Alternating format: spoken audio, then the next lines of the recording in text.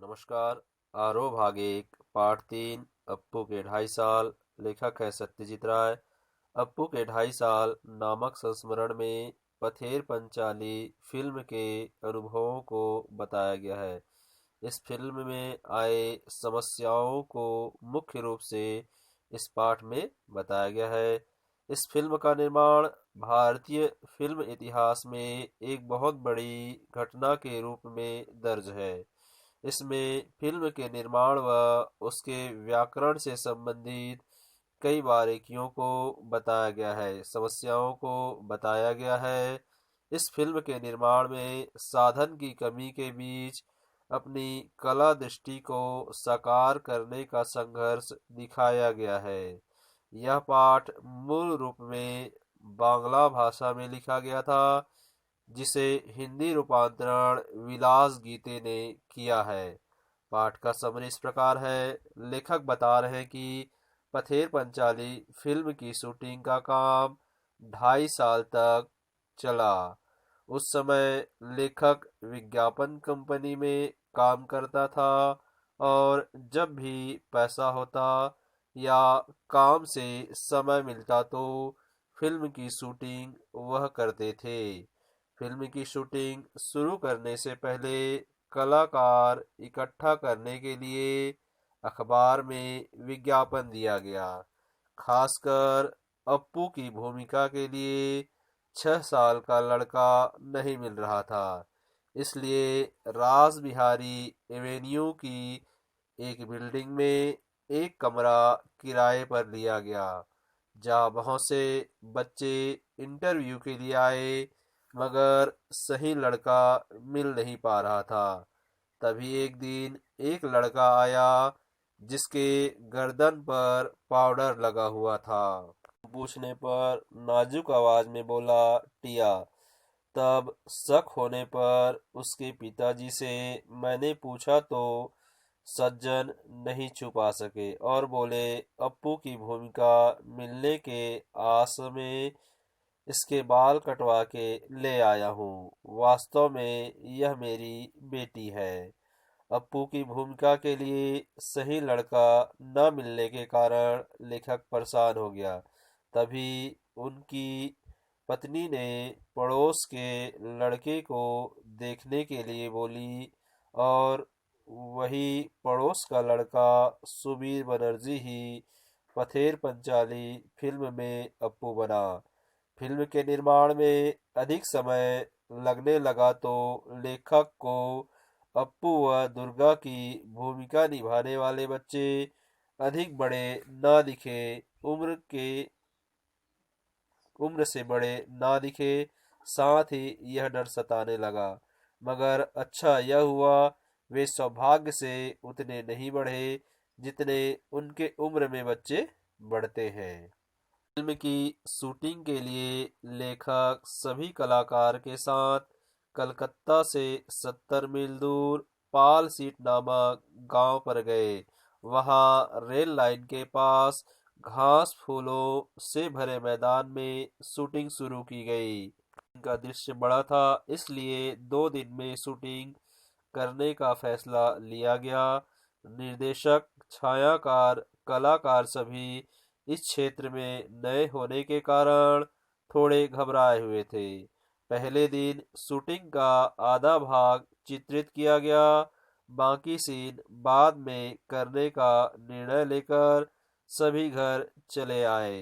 जब 7 दिन बाद सभी वहां वापस जाते हैं तो देखते हैं कि सारे घास फूस जानवर खा गए थे, इसलिए बाकी सीन के लिए 1 साल इंतजार करना पड़ा। कंटिन्यूटी दिखाने के लिए, निरंतरता दिखाने के लिए। और शरद ऋतु में जब फिर वह मैदान घास फूलों से सज गया, भर गया, तब बाकी का सीन उस मैदान में चित्रित किया गया। आगे लेखक कहते हैं, उसी समय रेलगाड़ी के भी शॉट लेने थे। एक रेलगाड़ी से सारे दृश्य नहीं लिए जा सकते थे, इसलिए 3 रेलगाड़ियों से दृश्य को पूरा करने का निर्णय लिया गया। रेलगाड़ी स्टेशन से निकलते समय अनिल बाबू जो हमारे कलाकार थे इंजन ड्राइवर की केबिन में चढ़ जाते थे, क्योंकि बॉयलर में कोयला डालते दिखाना जरूरी था ताकि काला धुआं निकले और सफेद घास फूलों पर काला धुआं निकलता हुआ सुंदर दिखाई देता है। शेर पंचाली फिल्म में जब यह दृश्य दिखाया गया तो दर्शक नहीं पहचान पाते कि तीन अलग अलग रेलगाड़ियों का उपयोग किया गया है। अब आगे लेखक धन की समस्या के कारण शूटिंग में आई समस्याओं के विषय में बता रहे हैं और एक उदाहरण देते हैं। दृश्य जिसमें अप्पू की माँ सर्वजया अप्पू को भात खिला रही थी। भूलो नामक कुत्ता दरवाजे के पास बैठकर अप्पू को भात खाते ताक रहा था। अप्पू के हाथ में छोटा तीर कमान था। अप्पू खाते खाते ही कमान से तीर छोड़ देता है और तीर को लाने जाता है, इसलिए सर्वजया भी पीछे पीछे बाएं हाथ में थाली और दाहिने हाथ में निवाला लेकर अप्पू के पीछे जाती है, लेकिन अप्पू के हाव भाव से समझ जाती है कि अब वह नहीं खाएगा, इसलिए बचा हुआ भात उसने गमले में डाल दिया जिसे भूलो कुत्ता खाता है। यह दृश्य दिखाना था, मगर सूर्य अस्त होने व पैसे खत्म होने के कारण भूलो नामक कुत्ते को अप्पू की माँ द्वारा गमले में डाले गए भात खाते हुए चित्रित नहीं कर पाए। 6 महीने बाद पैसा इकट्ठा हो जाने पर सभी कलाकार लेखक के साथ फिर बोडला गांव उस सीन का बचा दृश्य पूरा करने आते हैं, लेकिन वहां जाने पर पता चलता है कि भूलो नामक कुत्ते की मौत हो चुकी है। काफी प्रयास के बाद भूलो से मिलता जुलता दूसरा कुत्ता ढूंढ के लाया गया। शरीर का रंग भूलो जैसा बादामी था, वह पूंछ भी भूलो के पूंछ की तरह सफेद था और उसी कुत्ते से गमले में डाला गया भात खाते दिखाया गया और उस दृश्य की शूटिंग पूरी की गई। यह दृश्य इतना स्वाभाविक था कि फिल्म देखते समय दर्शक नहीं पहचान पाते कि इस दृश्य में दो अलग अलग कुत्तों से काम लिया गया है, इनको पूरा किया गया है। ये लेखक बता रहे हैं कि केवल कुत्ते से संबंधित समस्या ही नहीं आई, बल्कि आदमी से संबंधित भी इस फिल्म के निर्माण में समस्याओं का सामना करना पड़ा। इस प्रकार है, श्रीनिवास घूम घूम कर मिठाई बेचता है, मगर अप्पू और दुर्गा के पास पैसे नहीं होने के कारण वे मिठाई नहीं खरीद पा रहे हैं, इसलिए वे दोनों मिठाई वाले के पीछे पीछे मुखर्जी के घर के पास जाते हैं, क्योंकि मुखर्जी अमीर आदमी है और वे मिठाई अवश्य खरीदेंगे, जिसे देख अप्पू व दुर्गा खुश होते हैं, इसलिए वे मिठाई वाले के पीछे पीछे जाते हैं। मगर फिर लेखक के पास पैसे समाप्त होने के कारण शूटिंग रोक दी गई। कुछ महीने बाद जब फिर शूटिंग करने गए तो पता चला जो मिठाई बेचने वाला श्रीनिवास है उसकी मृत्यु हो गई थी। कारण श्रीनिवास से मिलता जुलता दूसरा व्यक्ति ढूंढा गया, जिसका चेहरा तो पहले के श्रीनिवास से मिलता जुलता नहीं था, लेकिन उनकी शरीर बनावट सेम था, मिलता जुलता था और बाकी का दृश्य पूरा किया गया।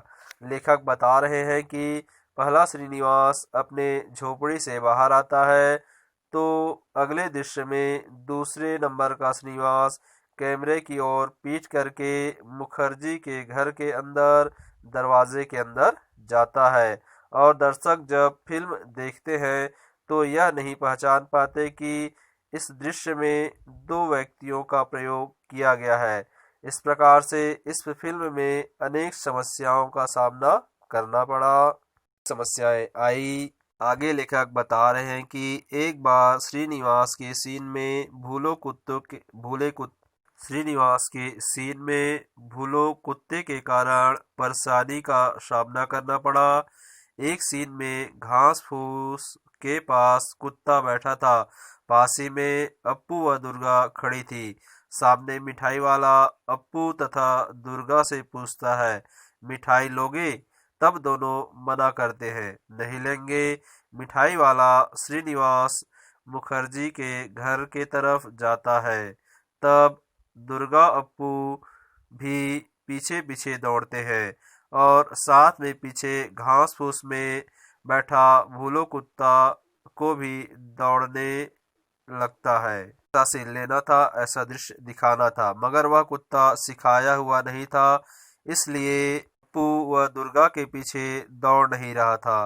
अगर कुत्ता बच्चों के पीछे दौड़ता नहीं तो वह पालतू कुत्ता नहीं लगता, दौड़ता तभी वह पालतू कुत्ता लगता। इसलिए लेखक ने दुर्गा के हाथ में मिठाई रखकर कुत्ते को दिखाकर दौड़ने को कहता है।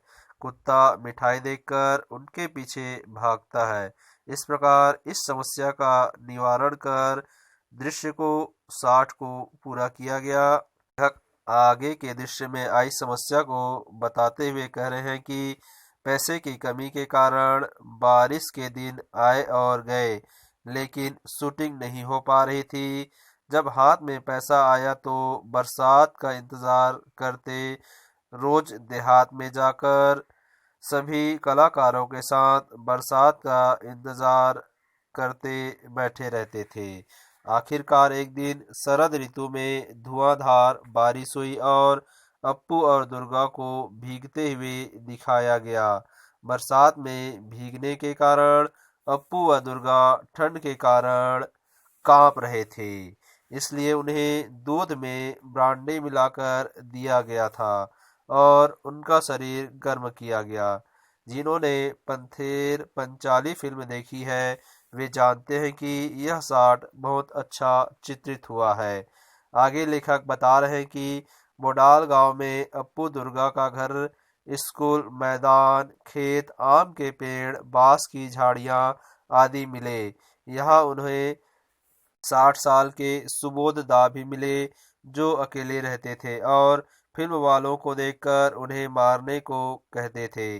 बाद में हमसे दोस्ती होने पर वायलिन पर लोक गीतों की धुन बजाकर सुनाते थे। वे कुछ सनकी थे। इसी तरह जिस घर में शूटिंग कर रहे थे उसे पड़ोस में एक धोबी रहता था जो किसी भी समय राजकीय मुद्दे पर भाषण देना शुरू कर देता था, जिसके कारण शूटिंग के समय साउंड रिकॉर्ड में समस्याओं का सामना करना पड़ता था। हमने जिस घर को शूटिंग के लिए किराए पर लिए थे उसको ठीक करने में 1 महीने का समय लगा। कुछ कमरे हमने शूटिंग में नहीं दिखाए जिसमें हमारा सामान रखा था। इसी प्रकार एक कमरे में साउंड रिकॉर्ड मशीन लेकर भूपेन बाबू बैठे थे जिसे हमें देख नहीं सकते थे, मगर हम दृश्य के बाद उनसे पूछते थे साउंड ठीक है ना, तो भूपेन बाबू या ना में उत्तर देते थे। एक बार पूछने पर उनका जवाब नहीं आया तो फिर एक बार पूछे साउंड ठीक है ना, भूपेन बाबू फिर भी आवाज नहीं आया तो मैंने उनके कमरे में जाकर देखा तो देखा कि एक सांप खिड़की से नीचे उनके कमरे में आ रहा था। सांप देखकर भूपेन बाबू की बोलती बंद हो गई थी। डर के कारण वे कुछ बोल नहीं पा रहे थे। लोगों ने उस सांप को मारने से रोका क्योंकि वह कुलदेव अर्थात वास्तु सांप था। इस प्रकार पथेर पंचाली फिल्म के शूटिंग के दौरान आए अनेक समस्याओं का